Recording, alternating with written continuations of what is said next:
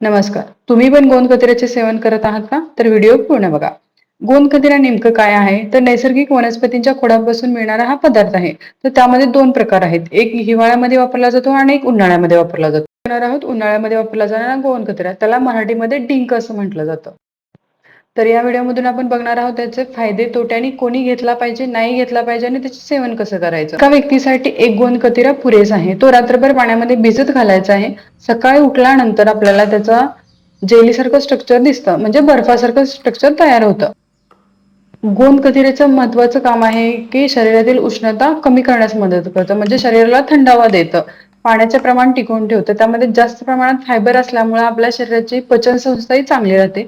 त्याचबरोबर आपला केसांसाठी आणि त्वचेसाठी तितकंच फायदेशीर आहे. पाहिजे 1 वर्षाखालील बाळांनी पूर्णपणे टाळायचं आहे. गरोदर स्त्रियांनी किंवा डिलिव्हरी झालेल्या स्त्रियांनीही टाळायचं आहे.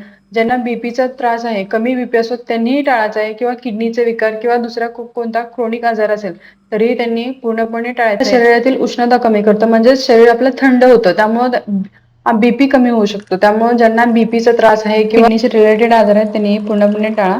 व्हिडिओ आवडला असेल तर नक्की सबस्क्राईब करा. भेटूया दुसऱ्या नवीन व्हिडिओ.